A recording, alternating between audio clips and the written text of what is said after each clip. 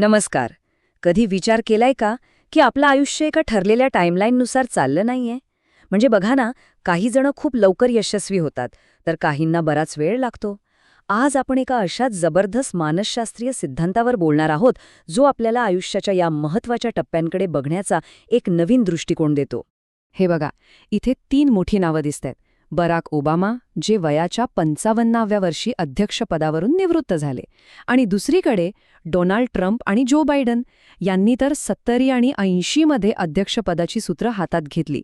काय जबरदस्त फरक आहे नाही का? यावरून एक गोष्ट तर नक्कीच कळते की यशाची अशी कोणती एक योग्य वेळ नसते. प्रत्येकाची शर्यत आणि प्रत्येकाची वेळ वेगळी असते. तर मग असं म्हणायला हरकत आहे का की प्रत्येकजण आपापल्या वेळेच्या शर्यतीत धावतोय? कोणीही पुढे नाही, कोणीही मागे नाहीये. सगळेजण आपापल्या टाईम झोनमध्ये आहेत. जरा विचार करा, हा विचारच किती ताण कमी करणार आहे. आणि गंमत म्हणजे या विचाराला एक शास्त्रीय आधारसुद्धा आहे. चला, याबद्दलच आज आपण सविस्तर जाणून घेऊया. याला म्हणतात हॅविंग हर्स्ट यांचा वैकासिक कार्यसिद्धांत. हा सिद्धांत आपल्याला सांगतो की आपल्या आयुष्याच्या प्रत्येक टप्प्यावर काही खास कामं किंवा उद्दिष्टे असतात. अच्छा, तर हे वैकासिक कार्य म्हणजे नक्की काय?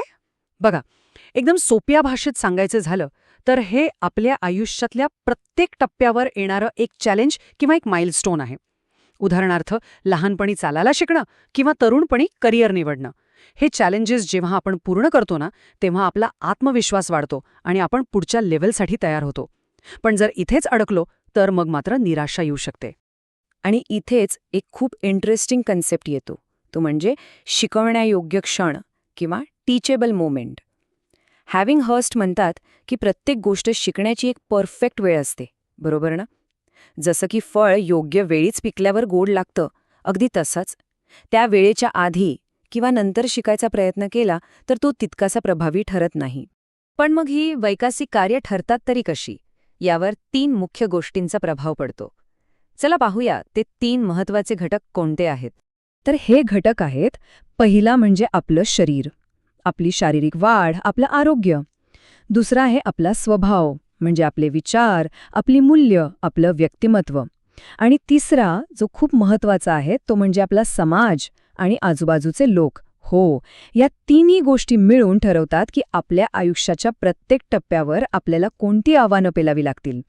चला तर मग हॅविंग हर्स्ट यांच्या सिद्धांतानुसार आयुष्याच्या 6 टप्प्यांचा प्रवास सुरू करूया. पहिला टप्पा आहे जन्मापासून ते 6 वर्षांपर्यंतचा, म्हणजे अर्भकावस्था आणि पूर्व बालपण. हा आपल्या संपूर्ण विकासाचा पाया आहे. या वयातली कामं आठवून बघा. आपल्याला आता ती खूप साधी वाटतील, पण तीच आपल्या आयुष्याचा पाया रचतात.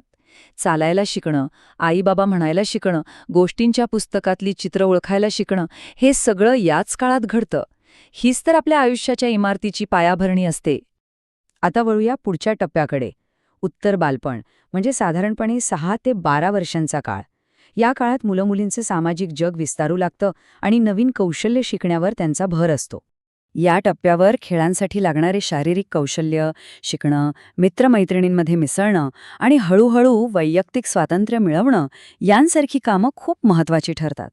आणि याच काळात मी कोण आहे किंवा माझी मित्रांमध्ये काय जागा आहे यांसारख्या प्रश्नांची उत्तरं मिळायला सुरुवात होते. यानंतर येतो किशोरावस्थेचा टप्पा, साधारणपणे 13 ते 18 वर्षांचा काळ. हा काळ शारीरिक आणि भावनिक बदलांनी अक्षरशः भरलेला असतो आणि प्रौढत्वाची खरी तयारी याच काळात सुरू होते. हा तोच काळ आहे जेव्हा आपण आरशात बघून स्वतःला ओळखायला लागतो. शरीरात होणारे बदल स्वीकारणं, आपलं स्वतःचं एक मत तयार करणं आणि मी नक्की कोण आहे या प्रश्नाचं उत्तर शोधणं ही या टप्प्यावरची सगळ्यात मोठी आव्हानं असतात. हा स्वतःच्या ओळखीचा शोध असतो. आता येतो आयुष्यातला एक अत्यंत महत्त्वाचा टप्पा, पूर्वप्रौढावस्था, म्हणजे साधारणपणे 19 ते 30 वर्षांचा काळ. याच काळात करिअर, लग्न, घर यांसारखे मोठे आणि आयुष्य बदलून टाकणारे निर्णय घेतले जातात. या टप्प्यावर एक योग्य जोडीदार शोधणं, कुटुंब सुरू करणं, करिअरमध्ये स्थिरावणं आणि एक जबाबदार नागरिक म्हणून समाजात आपली भूमिका पार पाडणं यांसारखी महत्त्वाची उद्दिष्टे आपल्यासमोर येतात. एकदा का आयुष्याची गाडी रुळावर आली की येतो पुढचा टप्पा, मध्यप्रौढावस्था. इथे जबाबदाऱ्यांची लिस्ट अजूनच मोठी होते. हा काळ फक्त स्वतःसाठी नाही तर पुढच्या पिढीला घडवण्यासाठी आणि समाजाला काहीतरी परत देण्यासाठी असतो. या काळात एकाच वेळी अनेक गोष्टी सांभाळाव्या लागतात. ऑफिस, घर, मुलं, सामाजिक जबाबदाऱ्या. आणि या सगळ्यात स्वतःसाठी वेळ काढणं हे एक मोठं चॅलेंज असतं. त्याचबरोबर वाढत्या वयाचे शारीरिक बदलही स्वीकारावे लागतात.